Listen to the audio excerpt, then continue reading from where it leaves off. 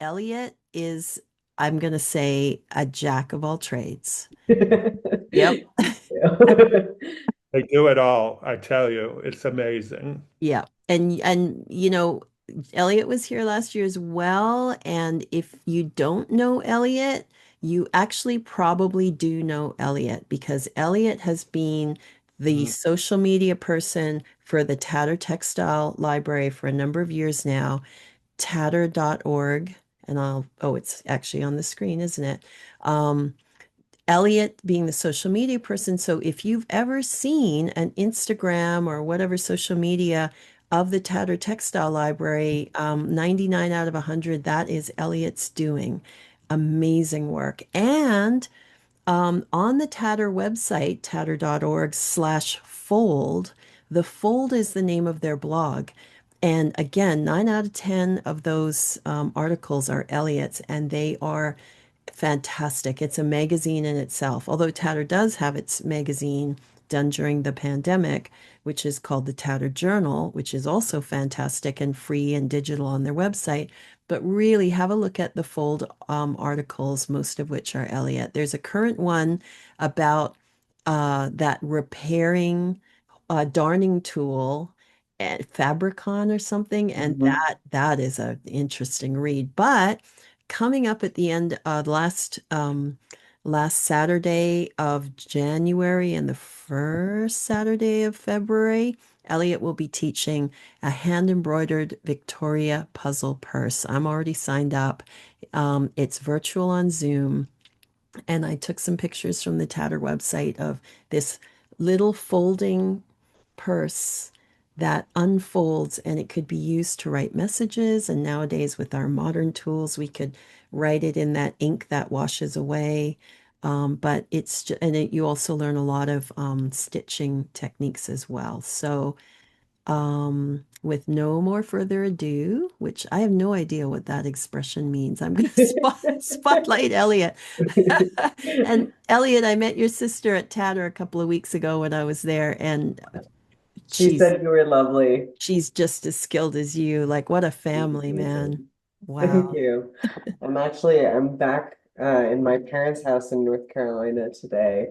I'm heading back up to New York tomorrow. Oh, thanks for fitting us in then. I didn't realize you were in transit. Wow. Well, it's great. I got to spend an extra day here so that I could make sure to be online today. Oh, thank Good. you. Okay, can everyone see the present? Is the presentation Yes. okay? All right, good. So, as Gigi and David so nicely said, I'm a bit of a jack of all trades. I do a bunch of different types of textile art. Here are some of my recent projects.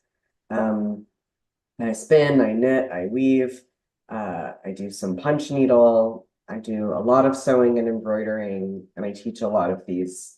And I was the content person for Tatter for 2 years, and now I'm a researcher and artist in residence at Tatter, and um, I'm still doing a lot of different research projects for them, but there is a new social media person now because I just started getting my master's at the Fashion Institute of Technology in Manhattan, uh, focus with so getting a master's in fashion and textile studies, history and museum practice. And that has informed a lot of my work. I really am interested in history. My undergraduate degree was in medieval and Renaissance studies. And so I'm really excited to talk to you today about the name of the program, which is St. Distaff's Day, and what that means. So this is a poem from Robert Herrick from the mid 1600s, so the 17th century. Partly work and partly play, you must on St. Distaff's day, from the plough soon free your team, then come home and foe their dame. If the maids a spinning go, burn the flax and fire the tow, bring in pails of water then, let the maids bewash the men. Give St. Distaff all the right, then bid Christmas sport good night, and next morrow every one to his own vocation. Um, Hmm. and if you're thinking, I didn't like that, just passed over my brain without penetrating into it, it's basically a poem talking about um, St. Distaff's Day, which was sort of a joking celebration during the medieval ecclesiastical calendar. So if you've heard the song The 12 Days of Christmas, um, on the first day of Christmas, etc., that refers to the days from it. It depends on your calendar. So it starts out in the early Middle Ages when the Eastern Orthodox Church and the Western Orthodox Church had separated. So there are two churches and they are slightly different. And so I'll be talking about the Western Orthodox Church, which is the Roman Catholic Church, is what we would think of it as today. The 25th to the 5th. So the 25th of December, Christmas, until the 5th of January were called Christmastide. And that's 12 days where you're not supposed to work, where you're supposed to be feasting and celebrating. There are liturgical saints' days, so saints' days that everyone in Western Europe is celebrating. And then there are local saints' days that are saints that are important to your local area. And then on the 6th, so the day after, is the Feast of the Epiphany. And then the year starts again. So if you've taken those 12 days to just be hanging out and partying and visiting relatives, which many of us still do, um, after that, after the 6th, the Feast of the Epiphany, you go back to work.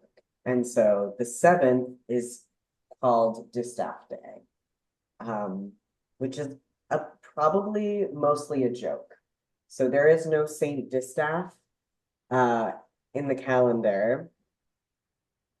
But as you can see in this photo, which is an engraving from the mid 16th century, you can see the three fates. One of them is using a spindle and a distaff, and one of them is using a swift, and the third is using a niddy noddy. So they're all engaged in a process of spinning and preparing yarn. And the distaff, for anybody who doesn't know,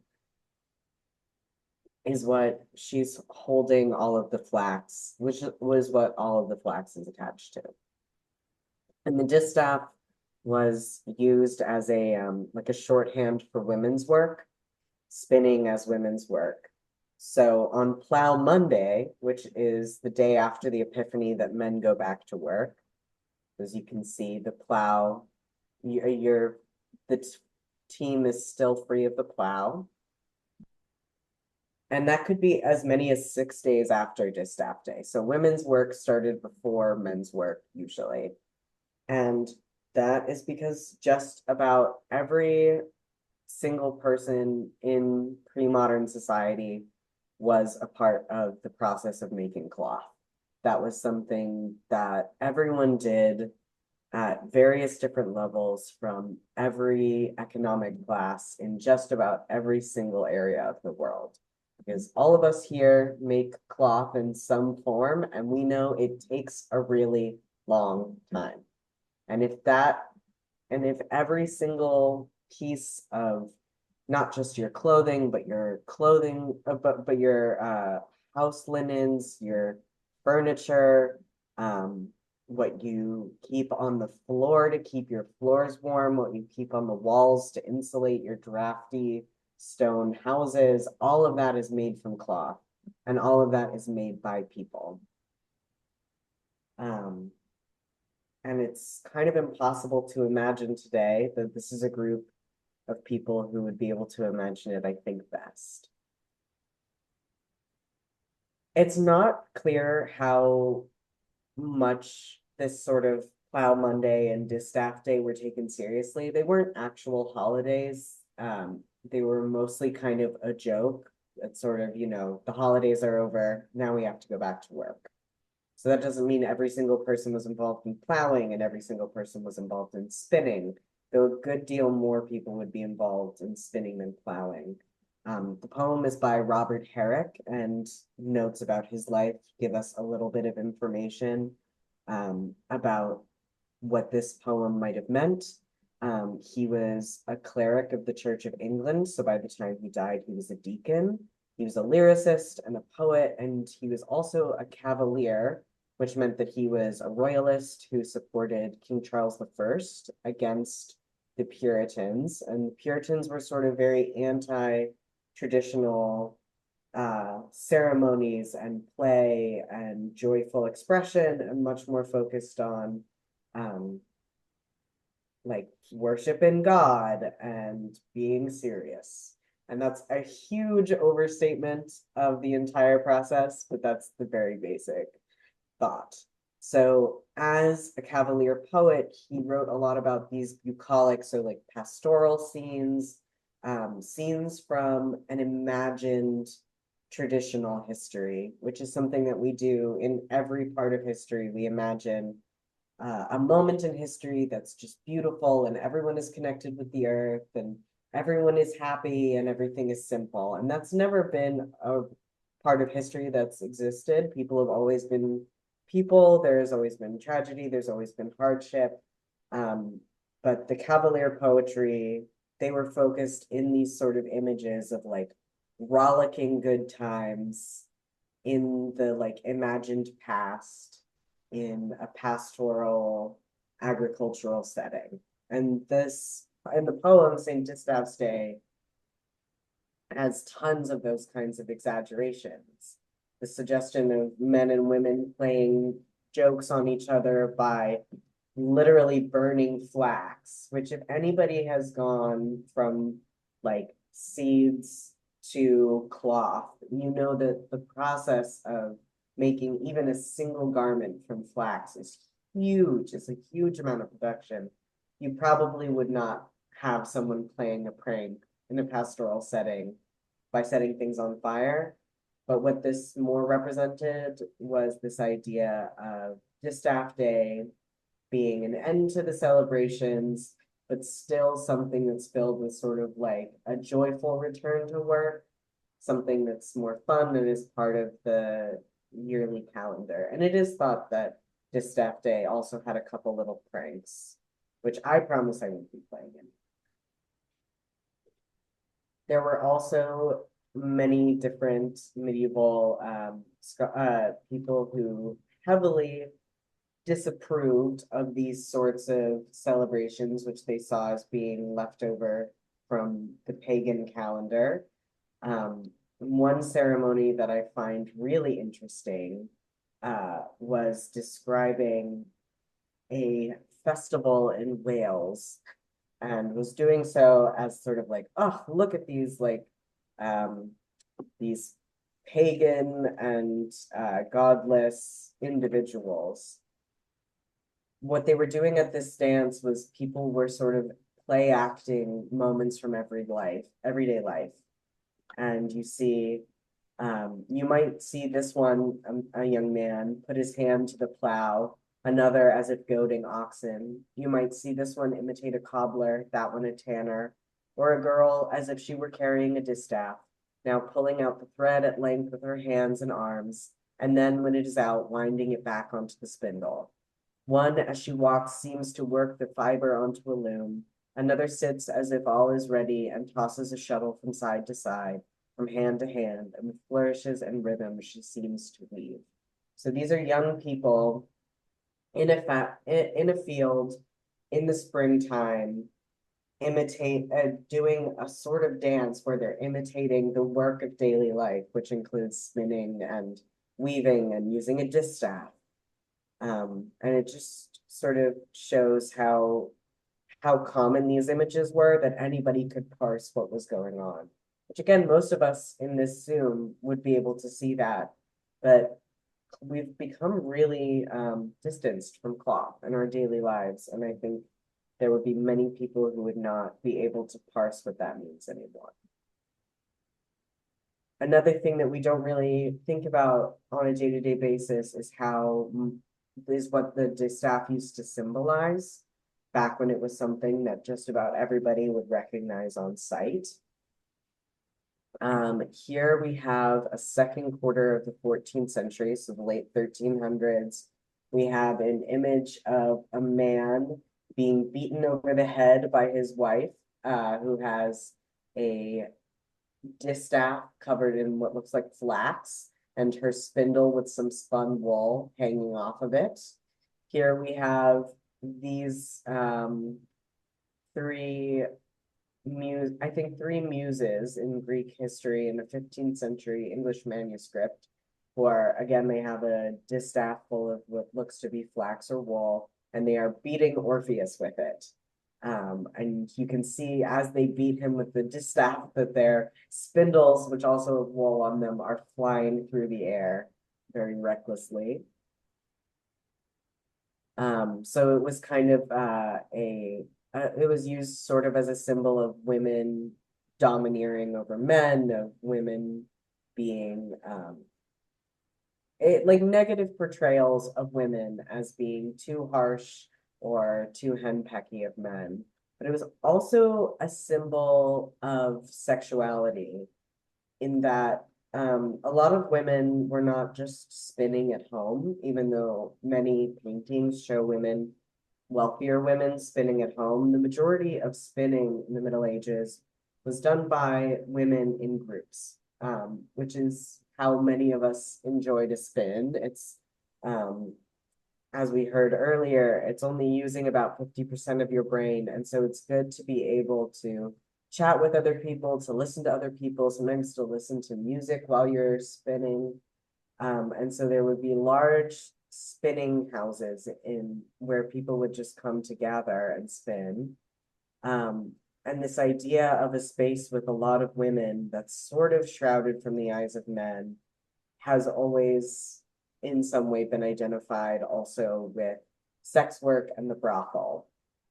And so there was an idea of spinning women as being like sexually lewd, as like spinning being a cover for them meeting their lovers or meeting paying clients.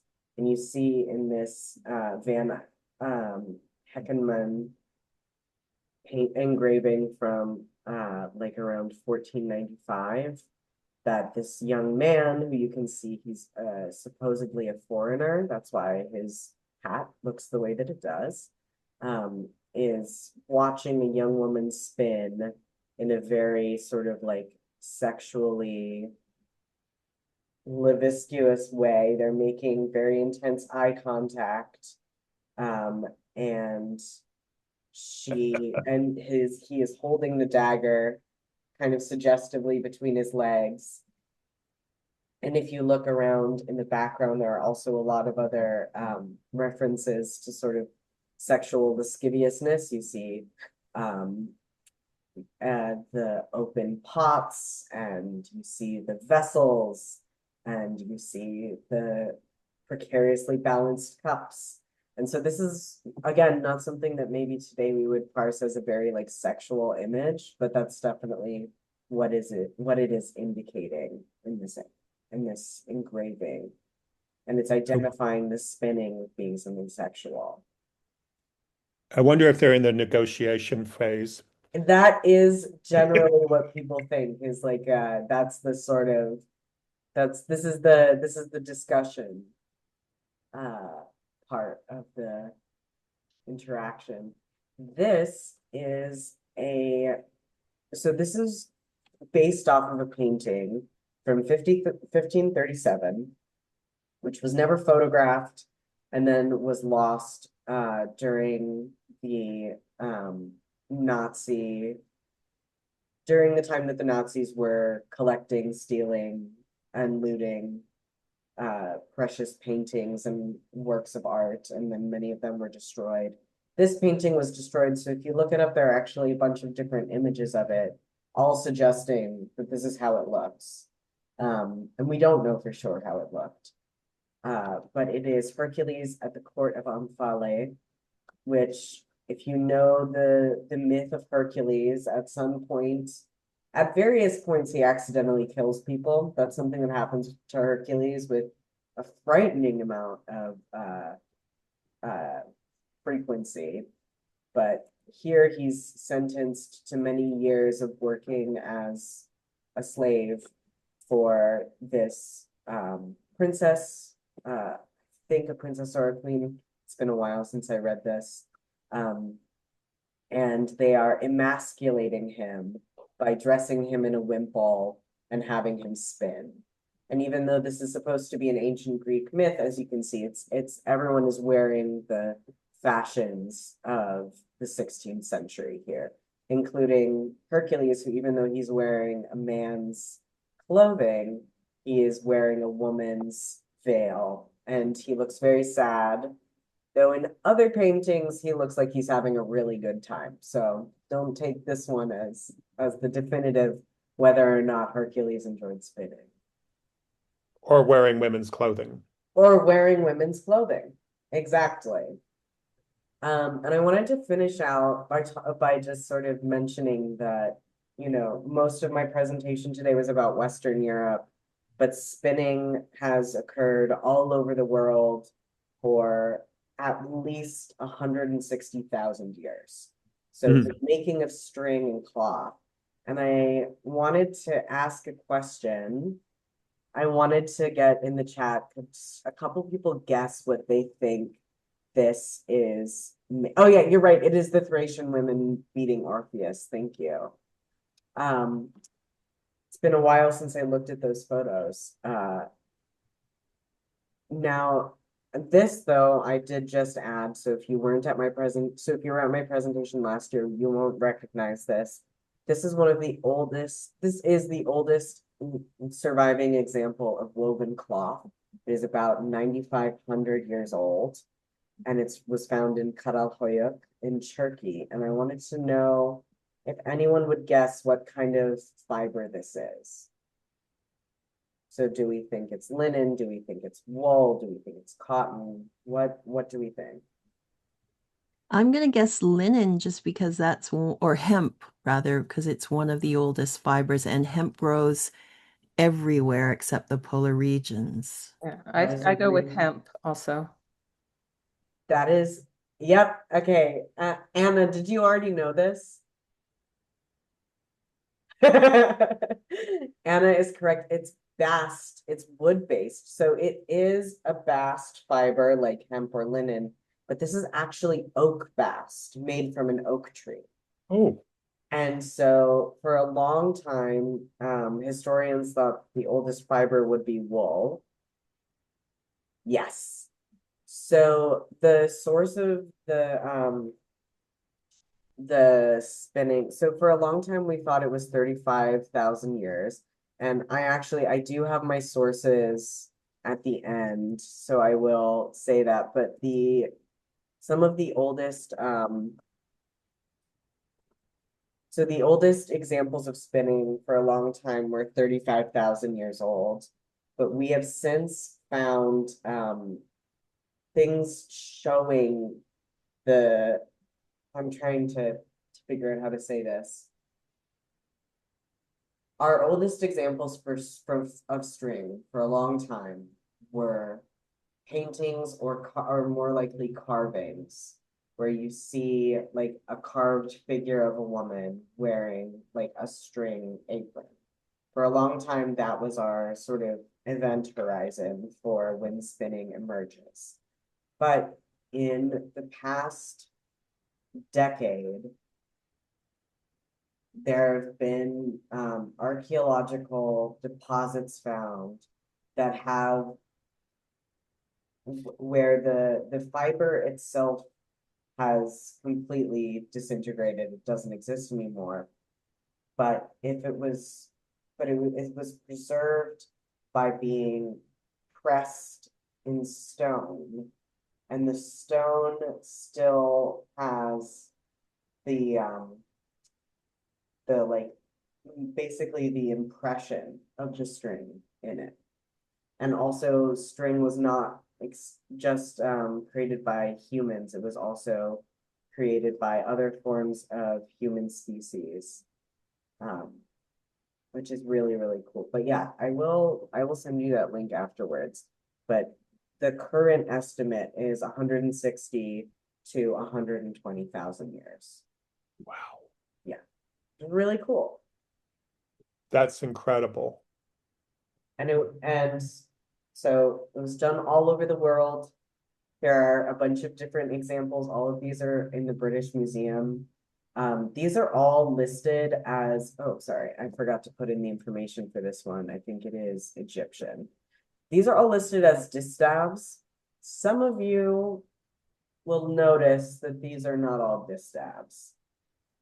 Uh, a lot of times in museums, you will have people who do not specify in textiles. That's why I'm getting my degree in specifying in textile art. And so museums are increasingly updating their collection records to accurately describe this at the bottom. This is Egyptian. It has linen fiber on it, and it is pretty clearly a spindle. Not only because of the spindle whorl, but also you can see the hook at the end of it. This is an Egyptian distaff. This is a Nigerian spindle with the round spindle whorl, and distaff, which is basically just a stick. This one is Malagasy, so from Madagascar, and you can see all of these like beautiful carvings in it, as well as the top. And I've included the numbers on this, so I will send this out afterwards to Gigi so she can send it to you. So if you want to look at all of the details in the museum record, you can also see those. On the bottom right, this is a spindle with mountain goat or dog hair from the Northwest Coast peoples, so indigenous to Canada, to what is today Canada. And these are some of my favorites, which are these upper class women's distaffs from ancient Rome. And for a long time, scholars thought that these were purely decorative, that there's no way anybody was able to use these. They're totally usable, and people actually have started making them and using them today.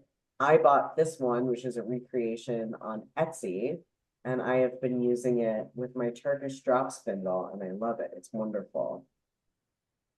Instead of having it on your finger like a tall ring, you have it facing inwards to your palm.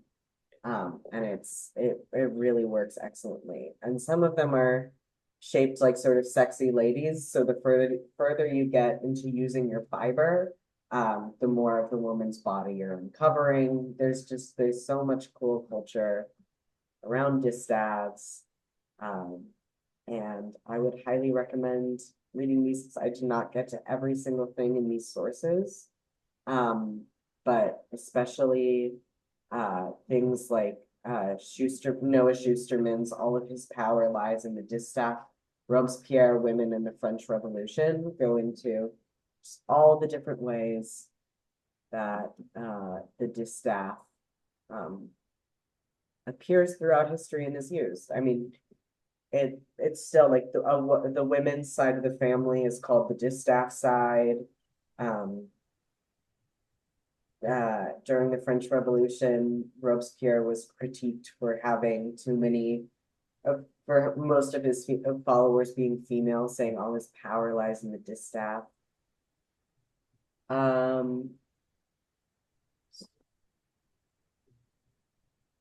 you reading Celeste's question? Yes. Yeah.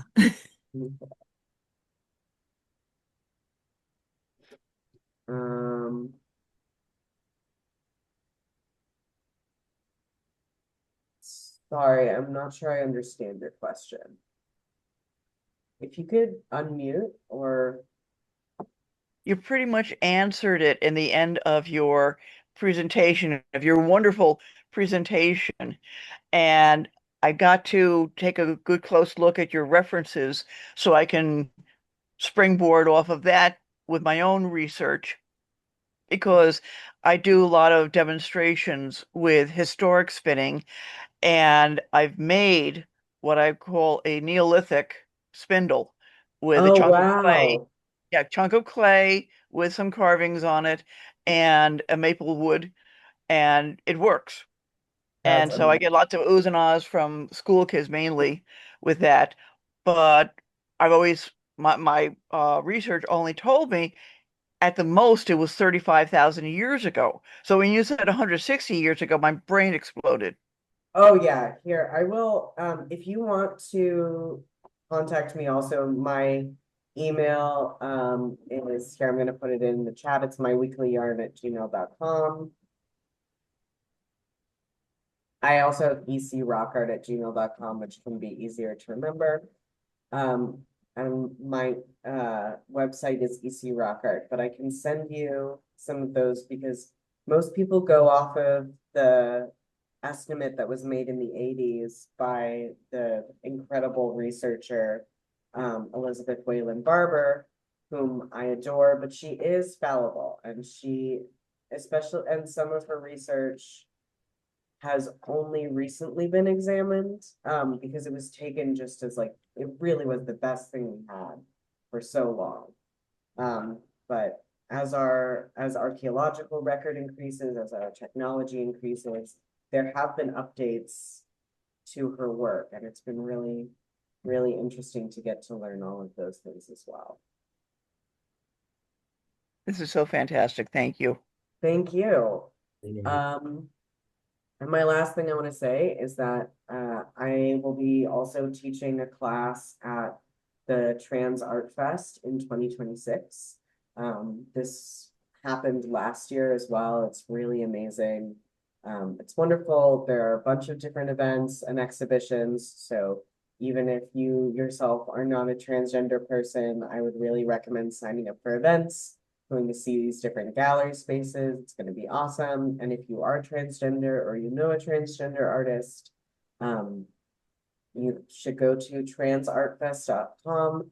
They're still open for different exhibition, like so you can submit your art for one of the exhibitions.